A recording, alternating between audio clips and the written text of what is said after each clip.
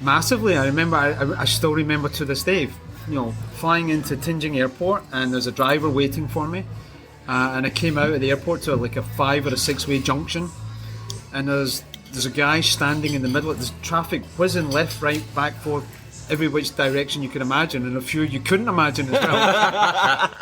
And there's a guy.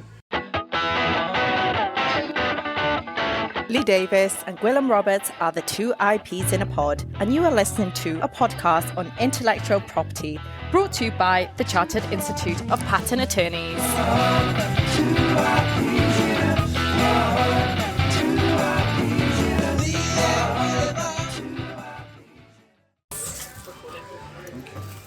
So Gwilym, interesting name you've got there. I was quite impressed that we were having a conversation earlier on a different podcast, and someone immediately said, "Oh, is that a Welsh name?" No, it's good. It was a good spot. It was a good spot, but no one looked at my badge and saw Davis and said, "Is that a Welsh name?" That's true. That's true. Yep. Because you are. How do you identify? Yeah. So no, I do identify more Welsh than I am. Okay. In fact, I did one of those DNA testy things, right, and was quite surprised because I came back as 79% Welsh. Is there a gene for Welshness? There is. Yeah. Okay. Well, it's more kind of that you're of that kind of side of the country. Right. Oh, I see. And I also had about 10% Scottishness in me, and I have no idea where it comes from because I don't know anyone in my family who was ever Scottish at any point in time. So back to the name thing. It was quite impressive, wasn't it? They clocked that from the name. It was good. I'm not half as Welsh as Apinia, which is the least Welsh name I've ever heard of. I wasn't born in Wales. She said she wasn't born in Wales for the microphone. So, but where are you from? Where is your Welshness from? Aberystwyth. Born in Aberystwyth. My dad, I think we talked about this before. My dad's from Wrexham. But it's been a long time ago. That's from Wrexham. Yeah. Which very, very topical now, and everyone knows where they are, which is one of the oddest things. So I used to be quite proud of where we were from, where I was born, in fact, until Gavin and Stacey came along, because I'm a Barry Islander. Okay. Yeah, no, that's tricky. But no, it's all very Celtic. We're in an Irish pub, of course. We are as indeed, we've discussed. Yeah. And as we're about to find out, we have a guest who's also not English. It's not English. Yes, I don't think so. I'd be very surprised if you suddenly say you're English. I'm not English. Go on, you do the introductions, because you two know one another well, don't you? I've known this guy. I'm known as Michael to many, but I'm proud, I think, to be allowed to call him Mick from old time's sakes. But I've known you, Mick, for, do we know? 22 years. 22 years? That's very specific. 22 years? 23. I mean, you're looking younger now than you did then. We've had this I must have looked really rough before. But yeah, no, we thought it'd be interesting to have you on, because you've done quite an interesting career, and in particular you've done kind of a double continent career. We don't have that many people who know about Asia the way that you probably do, so we thought we'd get you along, find out about your history, and then hear about what's happening out east right now. If you want to know about happening, I'm the wrong guy, but you make it happen. That's what's going on. Yeah, so I know, because as I recall, you didn't start in patents, is that right? Or my degree is engineering, electrical engineering, and like a good electrical engineer, I went off to work as one for some time. After some years in doing that, I thought, okay, it was time for a change. And I had a friend who was a patent attorney straight out of university. Talking to him one night, and we'd had some discussions about patent attorney as a career, as a profession before. And this time, I was ready. I was ready for it this time, so I wrote off to a few places. Was good enough to land a trainee patent attorneyship, and that was 25 years ago. I've been doing this 25 years. Yeah. And then, as you say, so I spent trained and qualified in London, including time under this fine gentleman here at Kilburn and Strode. Really? Under him, as in actually? That's how we operate Kilburn and Strode. Wow. Yeah. But you were in charge of people? It's a physical hierarchy. This man, I think it's fair to say this man hired me. So it had been Pete, wasn't it, as I recall? Yeah. And I must admit, I was very happy at Kilburn and Strode, but very long story, very short. My wife is Chinese originally. She's been a British citizen more than 20 years. We decided for a move back to Asia, and something came up in Singapore. Wow. And we went for it. So yeah. Did you meet her in China? I did. I was working before. I was as an engineer. I was in China working as an engineer. And I met her there, and eventually she came back to the UK. By this time I was in London training as a patent attorney, and we stayed there 6 or 7 years before deciding for a move out to Asia. Okay. What was it like? So that was China in the late 90s, early 2000s. It was a bit of a different story from now, I'm guessing. It's very different. We're in a city called Tianjin, near Beijing. Okay. And out then it was dusty and dirty and polluted and not particularly fragrant. It was a fabulous city. I loved it. I absolutely loved it. I mean, it was eyes wide open. Massive experience, really massive experience. Now it's relatively genteel. We were there about a year and a half ago. Right. I mean, it's unrecognisable. Okay. You know, so all that, you know, it still has days where the pollution is pretty bad and other days where it's just beautifully clear.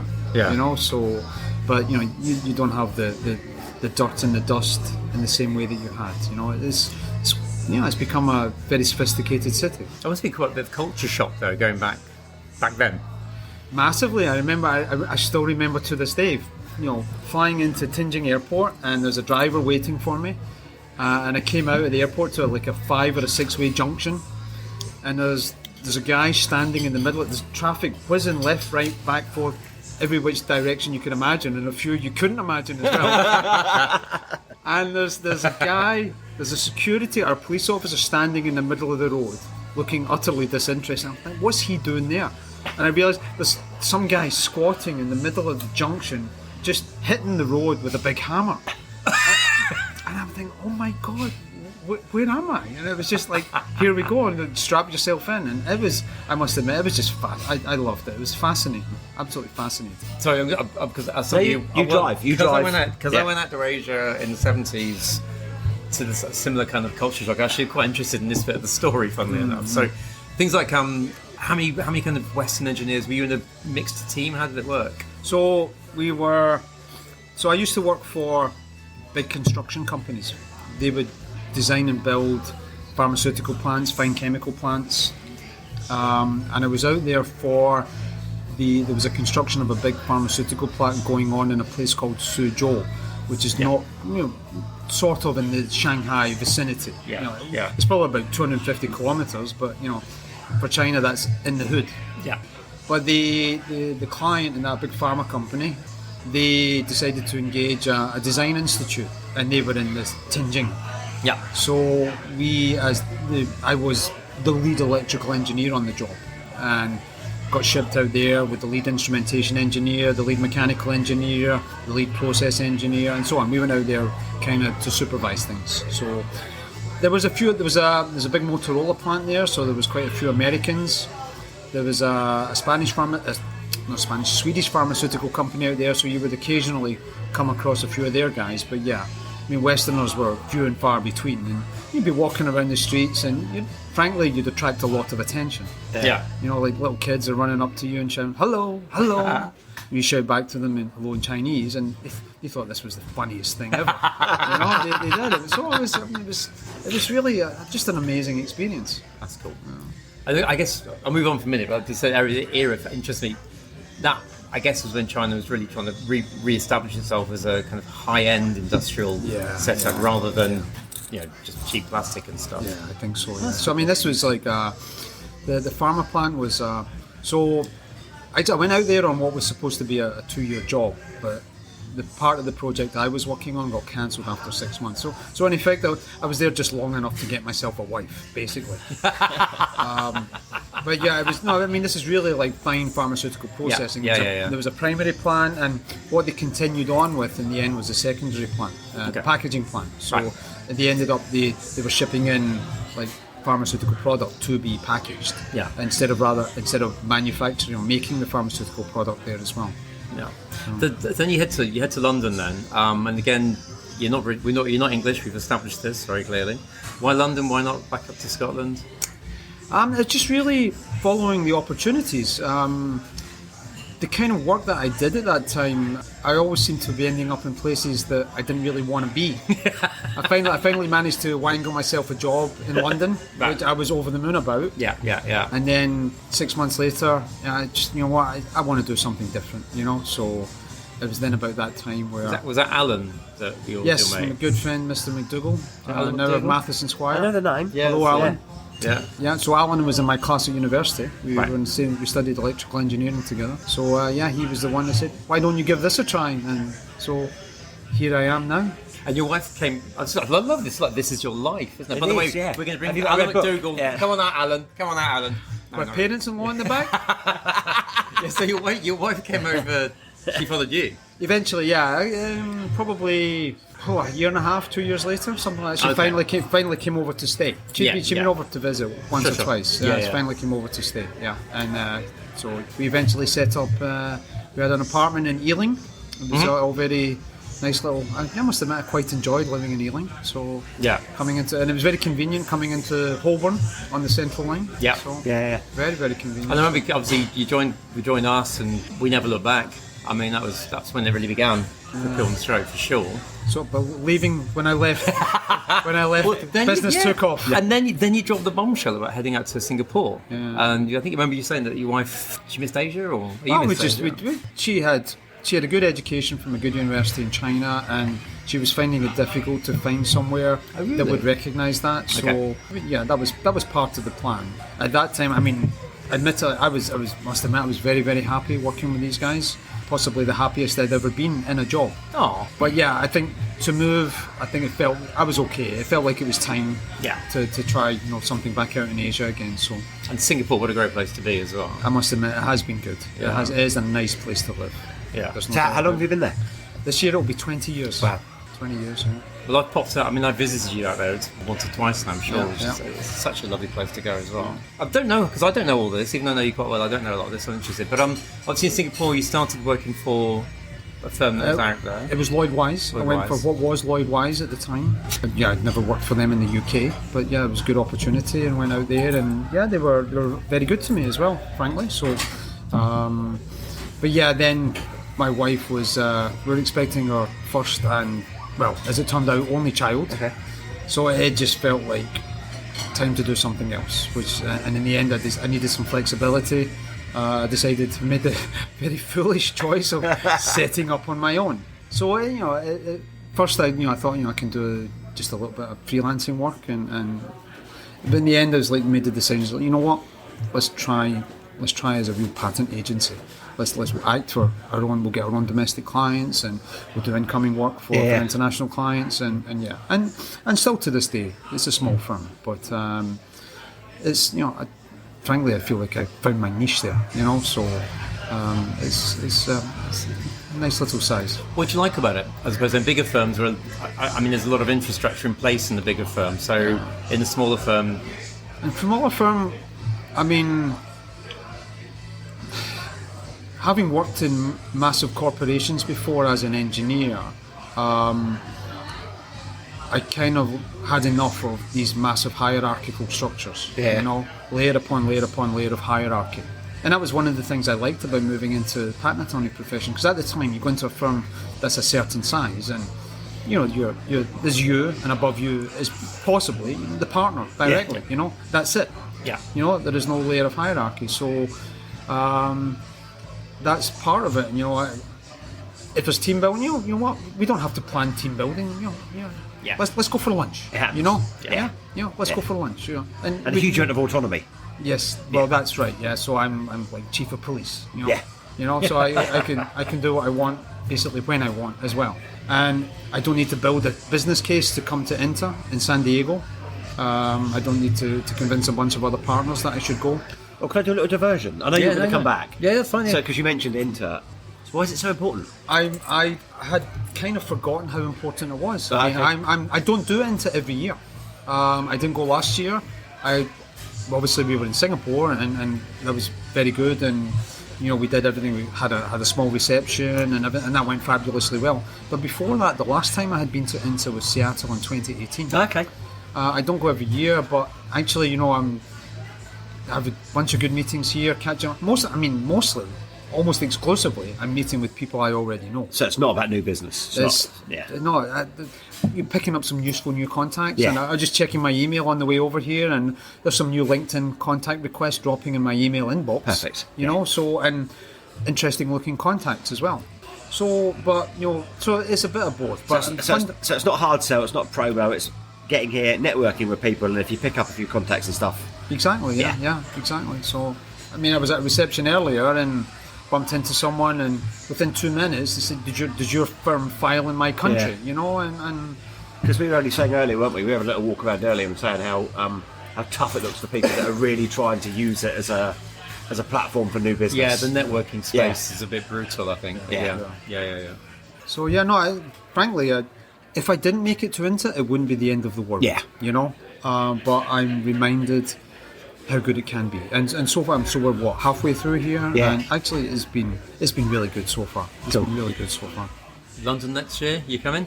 Well, I need to think about that, right? I mean, Well, you want accommodation and getting around. You can crash and- at mine. That's the deal. Okay, All these. I'll be there. All I'm in these. Portsmouth. Oh, he's in Portsmouth. Otherwise, it's a given. It's a given otherwise. But yeah. Okay. I go to everybody, all the podcasters, and you'll come to mine. Don't worry. All right, Don't worry great. about hotels. Well, there's Yeah. another connection then. The company I worked for when I was sent out to China was a construction contractor based in Portsmouth. Who's that? It was at the time John Brown Engineers. Oh yeah. Yeah. So I was with them well, they were then later taken over by Caverna. Yeah. I worked for them for 4 years. I lived in Fareham for 4 years. There you go. There's another connection. So back to Singapore. So you started your own firm. It's really interesting. But it sounds like you like that autonomy and the kind of the. Yeah, but I mean, there's some.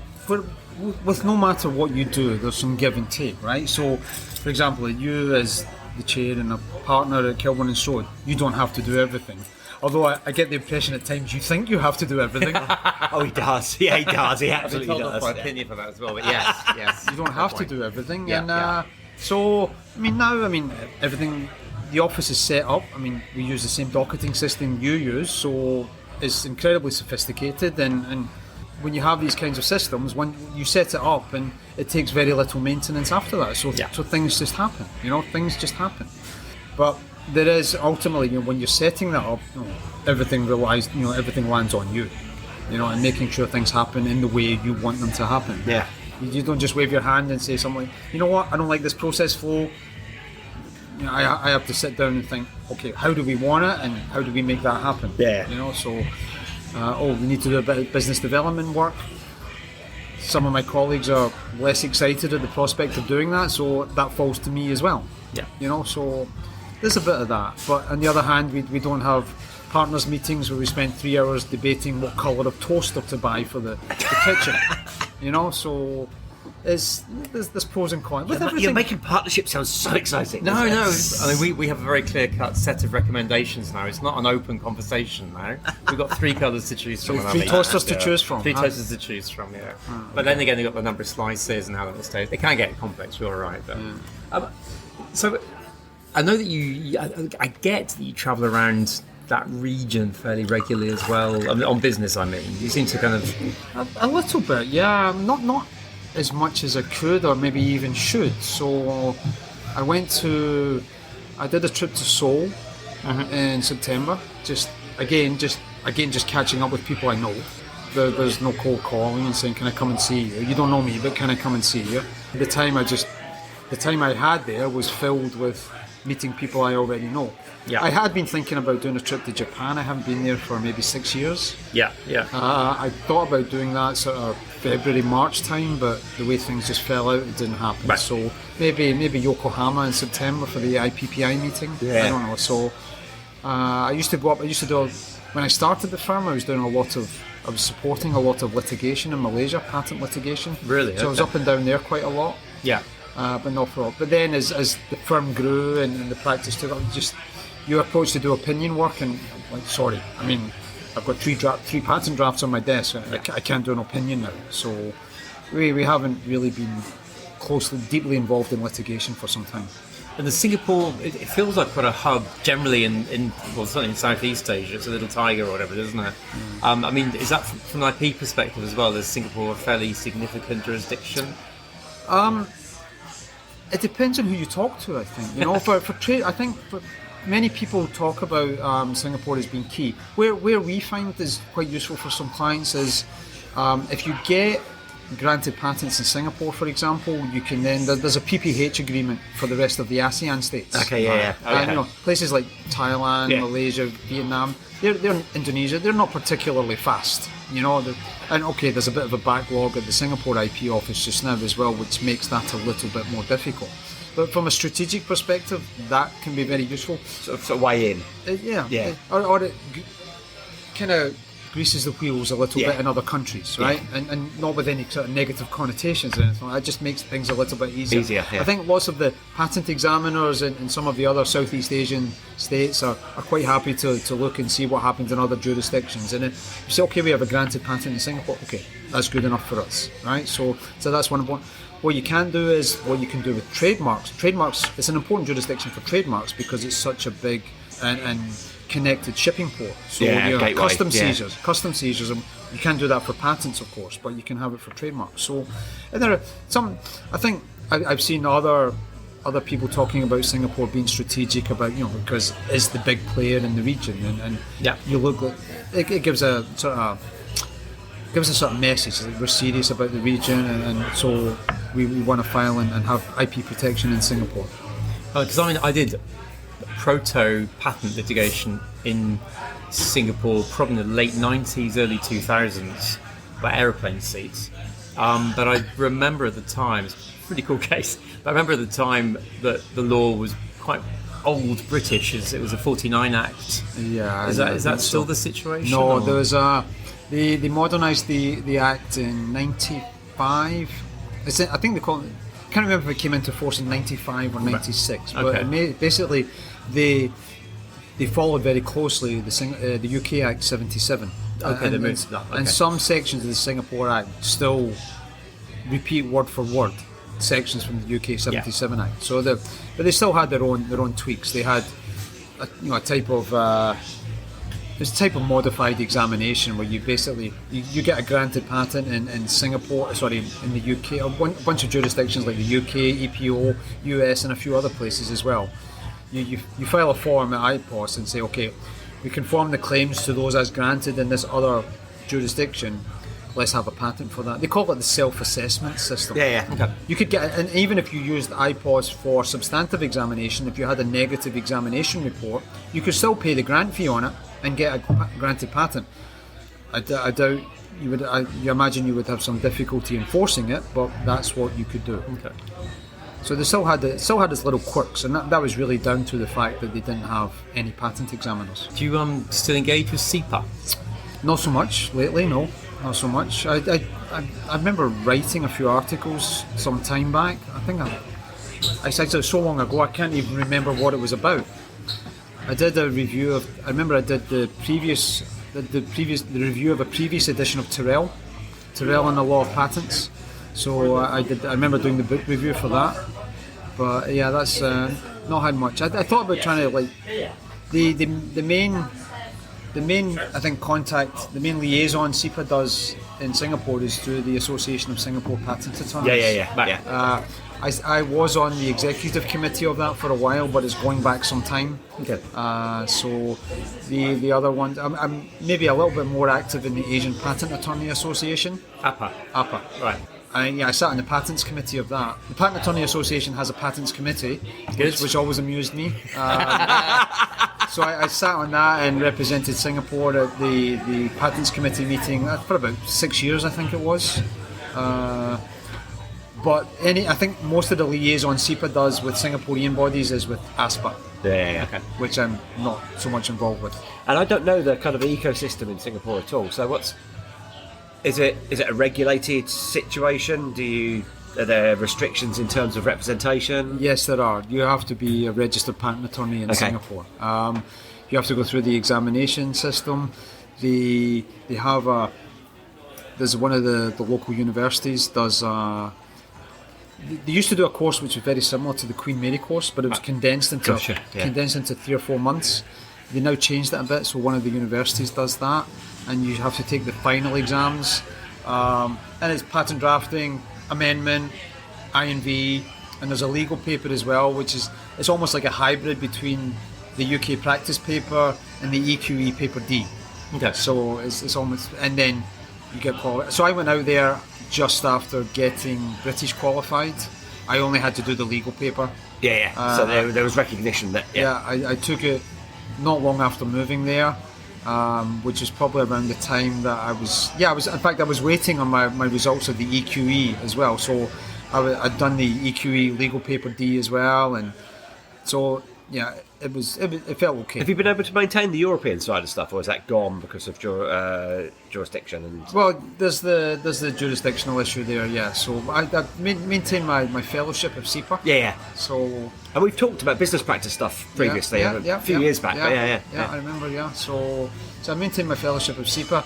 I mean, I suppose I thought about the possibility of representing clients directly at the UK IPO or at the EPO, but I mean, I don't know what it's like. Do you still have to have deposit accounts at the EPO now, or can you pay official fees with credit cards? And still deposit accounts. I think but I just looked at that and I thought, you know what, I don't want to do that. Yeah. I don't want to do that. So. And are you fairly unique in Singapore, or are there other sort of? I like to think I'm unique. Yeah. No, of course, we all like to think we're unique. Don't we? There are other Brits out there. There are, yeah. I mean, there are several firms like Marks and Clark has an office there. And no, but I meant in terms of small practices. There are a few. There are a few, yes. The MNC are everywhere, so yeah. there are. Sorry, I thought you meant like the CPA, EPA practicing in Singapore. There's a handful. Okay, There are maybe more than a handful. So. Yeah, there's a little community there. There's some smaller firms there, yes. Yeah, and they all seem to be doing quite well. It's a respected qualification, I imagine. I think so. Yeah, Some of the pass rates the examination pass rates are still very low. Well, I think one of the issues they have as well, they let people take the exams too early. There's to be registered in Singapore, you have to have passed all those exams, and you have to have had. I think the requirement is still the same. You have to have had a 1-year internship under a registered patent attorney. Post-qualification or during? Pre. So that's far too short. Yeah. I mean, and I tried talking to IPOS about this and saying, you know what, tried to explain to them the situation with even before the pre-EQE, you need 3 years minimum at the EQE before taking the EQE. Not 3 years to get registered, but 3 years to take the EQE. And I think I think they don't want to discourage people from trying. But what you get then is I think you get lots of candidates taking exams far too early. That's a perennial discussion. Yeah. Possibly everywhere. Possibly everywhere, yeah. Or anywhere where you can electively take qualifications when you feel you're ready for them. Yeah. So I'm going to round off with a life question. Oh, yeah. I've got a closer. Oh, you got a closer. I've got one too, but you do a closer. No, you go first. Well, I'll always defer to you. Life question. You gonna be there forever, Singapore? Probably not. I doubt I'll retire there. I doubt I've got some ideas, but nothing confirmed. But, it's tricky, isn't it? It's a very, very expensive place to live. Yeah, It's a very expensive place to live. So. Yeah. It's kicked off completely in the last few years as well, hasn't it? It's got one of the most expensive in the world now or something. Yeah, I mean, when we moved there, 3 things were expensive: property, cars, and alcohol. and now everything's expensive. Actually, it wasn't even before COVID. In the late, can we call them the noughties? Are we still calling them? In the late noughties, suddenly you see prices just. Everything is imported, and everything. So, but yeah. It's been a very, very good place to be.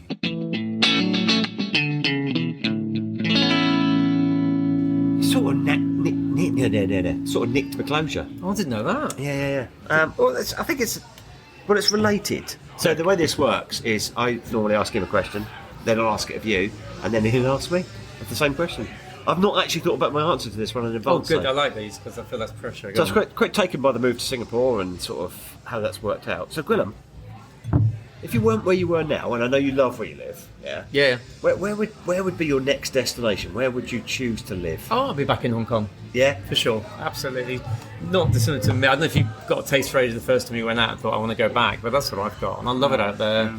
And Hong Kong is a mix of actually my childhood home, but also a fantastic place to be. Every time I go there, I think I want to live here.